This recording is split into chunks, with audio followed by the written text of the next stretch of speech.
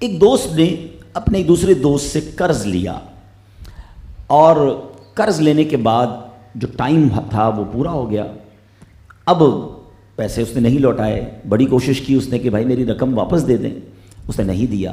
اب وہ یہ کیس لے کر عدالت میں چلا گیا اور جج صاحب سے جا کر اس نے کہا کہ اس نے میرے پیسے دینے اور یہ میری رقم نہیں لوٹا رہا. تو جج صاحب نے کہا کہ تمہارے پاس 30 دن ہیں, ودن 30 days تم نے اس کے پیسے واپس لوٹانے ہیں, ورنہ پھر تمہارے خلاف فیصلہ ہو جائے گا. تو وہ شخص گھر گیا. اب اس کے پاس پیسے ایکچولی تھے نہیں, 3000 دینار اسے دینے تھے مگر اس کے پاس پیسے تھے نہیں, کاروبار تباہ ہو گیا تھا, مقروض تھا.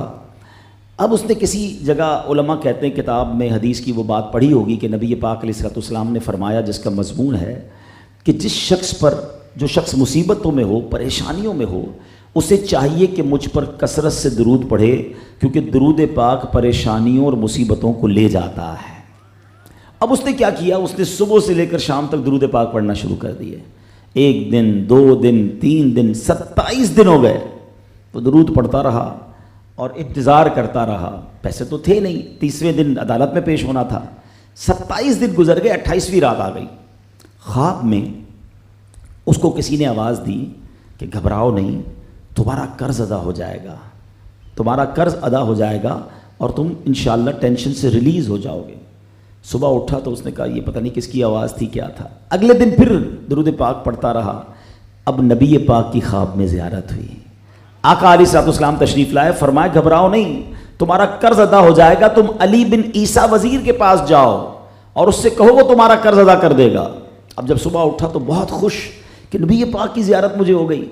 لیکن پھر خیال آیا کہ میں اگر وزیر صاحب کے پاس گیا اور انہوں نے مجھ سے کوئی ایویڈنس مانگ لیا, کوئی پروف مانگا, کہ میں کیسے مان لوں تمہیں نبی پاک نے بھیجا ہے, تو اس بات پر تو میرے پاس کوئی دلیل نہیں ہے. اب 30ویں رات آ گئی, آخری رات ہے, صبح عدالت میں جانا ہے. درود پاک پڑھتے پڑھتے سو گیا. سرور کائنات علیہ الصلوۃ والسلام نے خواب میں پھر کرم فرمایا. فرمایا علی بن عیسیٰ وزیر کے پاس جاؤ, وہ تمہارا قرض ادا کر دے گا. کہ حضور میں چلا تو جاتا, مگر اگر وہ مجھ سے یہ کوئی پروف مانگتا, کوئی ایویڈنس مانگتا, تو میں کیا جواب دیتا. پیارے آقا علیہ الصلوۃ والسلام نے فرمایا کہ ایسا کرو, اسے یہ کہنا کہ آپ کا ایک راز ہے جو آپ جانتے ہیں اور رب جانتا ہے, اور وہ راز یہ ہے کہ آپ روزانہ فجر کے بعد 5000 بار درود پاک پڑھتے ہیں, اور جب تک درود پاک مکمل نہیں ہوتے آپ کسی سے بات نہیں کرتے. اب جب صبح اٹھا تو بہت مطمئن کہ اب تو دلیل بھی آ گئی ہے. پہنچ گیا صبح صبح علی بن عیسیٰ وزیر کے پاس. اس کا دربار لگا ہوا ہے. اس نے پیغام بھجوایا کہ میں علی بن عیسیٰ وزیر صاحب سے اکیلے میں ملنا چاہتا ہوں, پیغام لایا ہوں. درباری نے آ کر پوچھا, وزیر صاحب پوچھ رہے ہیں کس کا پیغام لایا ہو؟ کہا میں نبی پاک علیہ الصلوۃ والسلام کا پیغام لایا ہوں. فوراً وزیر صاحب نے بلا لیا. کہا فرمائیے. کہ مجھے میرے آقا علیہ الصلوۃ والسلام نے کہا ہے کہ آپ میرا قرض ادا کر دیں, میں 3000 دینار کا مقروض ہوں. Today is the last day in the court, آج مجھے کورٹ میں پیش ہونا ہے. اگر آج میں نے اپنا قرض ادا نہ کیا تو مجھے جو ہے وہ سزا ہو سکتی ہے. علی بن عیسیٰ کہتا ہے میں بالکل آپ کا قرض تو ادا کر سکتا ہوں, مگر مجھے کیسے پتہ چلے, کوئی دلیل ہے, کوئی پروف ہے کہ آپ کو نبی پاک علیہ الصلوۃ والسلام نے بھیجا ہے؟ کہتا ہے ہاں, خالی ہاتھ نہیں آیا, آقا نے دلیل بھی عطا فرمائی ہے. اچھا بتائیے کیا دلیل ہے؟ کا دلیل یہ ہے کہ آپ کا ایک راز ہے جو صرف آپ جانتے ہیں اور آپ کا رب جانتا ہے. 5000 ٹائمز ڈیلی آپ درود پاک پڑھتے ہیں فجر کے بعد, اور جب تک یہ درود پورے نہیں ہوتے آپ کسی سے بات نہیں کرتے.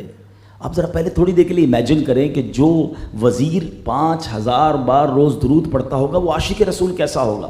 اس کی تو لاٹری نکل آئی نا, وہ تو خوشی سے جھوم اٹھا, کہتا مرحبا یا رسول اللہ, میرے درود پاک قبول ہو گئے, بہت خوش. اب ابھی بیٹھے ہیں آپ, کمرے میں گیا, واپس آیا اور 3000 نہیں 9000 دینار لے کر آیا.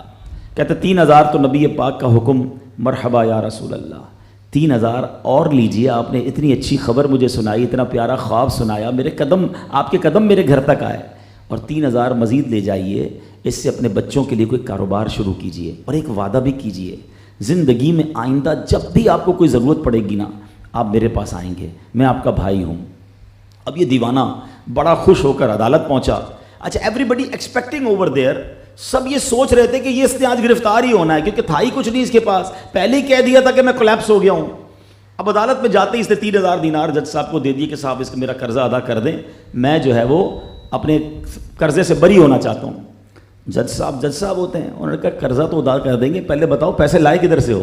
تم تو کہتے تھے پیسے نہیں تھے تمہارے پاس، اتنی بڑی رقم کیسے انتظام کی؟ اب بھری عدالت میں گویا اس نے زبان حال سے یہ کہا کہ اتنا دیا سرکار نے مجھ کو، اتنی میری اوقات نہیں، یہ تو کرم ہے ان کا، ورنہ مجھ میں تو ایسی بات نہیں۔ اب اس نے بھری عدالت میں پورا واقعہ سنایا کہ میں نے تو کچھ نہیں کیا، آقا خواب میں تشریف لائے، میں وزیر صاحب کے پاس گیا، انہوں نے یہ پیسے دیے۔ سنو اس زمانے کے جج بھی کیسے ہوتے تھے، وہ جج دوران عدالت اپنے کرسی سے اٹھ کر کمرے میں چلا گیا، تھوڑی دیر بعد جج صاحب واپس آئے اور 3000 دینار اس کے ہاتھ میں دیتے ہیں، کیا سارا ثواب علی بن عیسیٰ لے جائے گا؟ میں بھی تو آقا کا امتی ہوں، تمہارا قرضہ میں ادا کرتا ہوں۔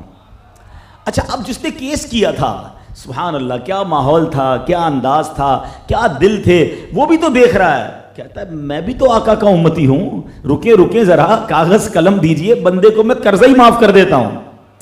اچھا قرضہ ہو گیا معاف، اب جو 3000 جج صاحب نے دیے تھے، وہ بندہ کہتا ہے جج صاحب ہوں واپس لے لو، میرا تو قرضہ ہی ادا ہو گیا۔ تو جج صاحب کہتے ہیں جو پیسے آقا کے نام پر نکال دیے میں نے واپس نہیں لینے، یہ سارے تم ہی لے جاؤ۔ اب یہ 12000 دینار لے کر یہ عاشق رسول جھومتا ہوا اپنے گھر پر جا رہا ہے۔ اے میرے پیارے اسلامی بھائیوں، ایک رات پہلے ایک سنگل پینی اس کے پاس نہیں ہے، اور اگلے دن 12000 دینار ہیں۔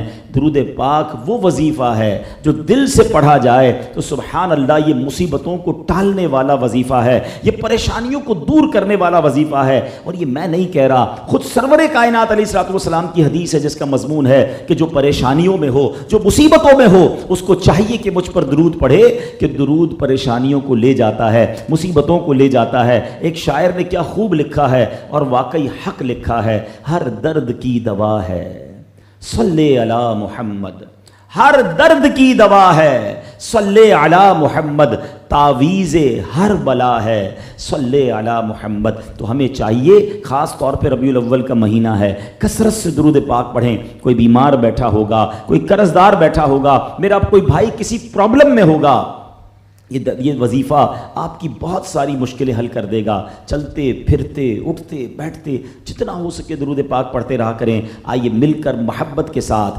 بآواز بلند درود پاک پڑھ لیں۔ صلو علی الحبیب صلی اللہ تعالی علی محمد صلی اللہ علیہ وسلم۔